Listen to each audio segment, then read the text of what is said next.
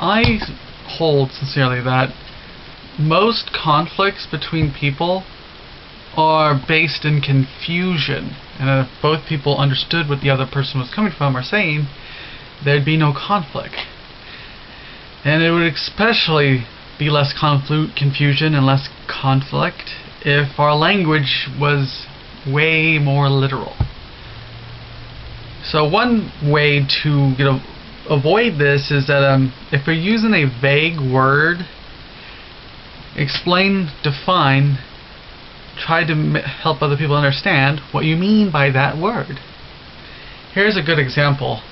Bill Maher a long time ago said the 9/11 hijackers were brave, and he got fired for it, and a lot of people still mad at him for it. But this is an example of a conflict that is only caused by confusion, because you see, Bill Maher didn't realize that he was using a non-standard definition and use of the word brave. When Bill Maher called the 9/11 hijackers brave, all he meant was literally that they were willing to do things which are dangerous. Bill Maher's more literal definition of brave is simply the willingness to do things which are dangerous.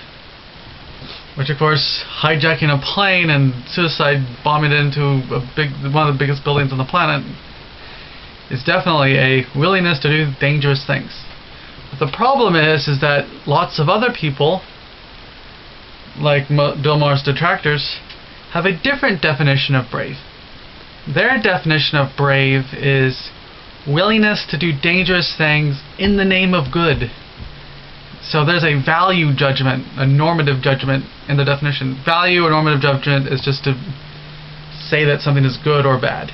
So their definition of the word brave has the judgment that it's something dangerous done in the name of good, something good.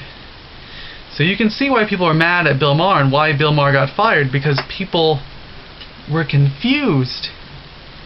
They didn't understand what Bill Maher was saying, because Bill Maher didn't define his words. He should have said the 9/11 hijackers were brave, and by brave I mean willing to do bad things.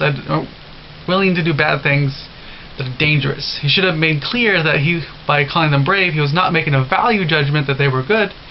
He was simply saying that they're willing to do dangerous things. So if you ever see a conflict, just imagine how people misunderstanding words could be at the root of it, or just how confusion in general could be the thing causing the conflict in the first place.